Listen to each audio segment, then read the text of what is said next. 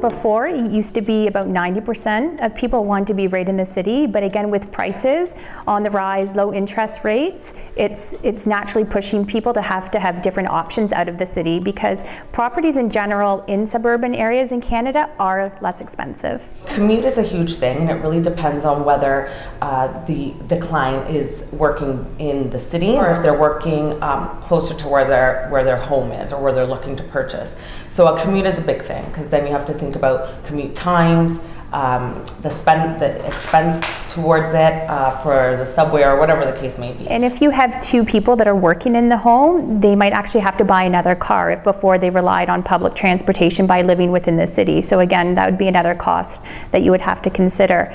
If you have children, daycare costs is a huge thing. Extended hours might be needed just because you have longer commute times. I mean, we have clients on the flip side that don't have families but are still finding the space, what you're getting in the city, the space is not exactly what they want for what they can afford. So they'll take that chance and move out into the suburbs, but then find it a little bit difficult because then they realize, oh, their friends are in the city, the entertainment is in the city.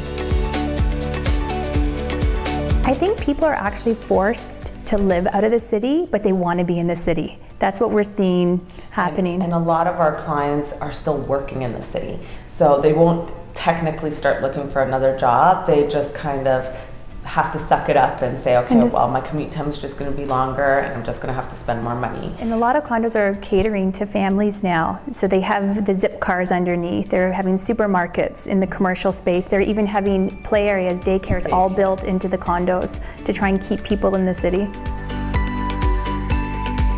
Costs in the suburbs can increase in terms of maintaining a home. You don't have as much time. Perhaps you can't mow your lawn, so you have to hire someone to do that. You don't have time to landscape your home. You have to hire someone to do that. If you have a pool, you have to have somebody maintain that, because you have to remember you're losing the time in the commute if you're still working in the city. So it ends up costing you a lot more too. So okay, you are moving out of the city because you do want this space, but then you don't have the time because your time is being spent at work and commuting.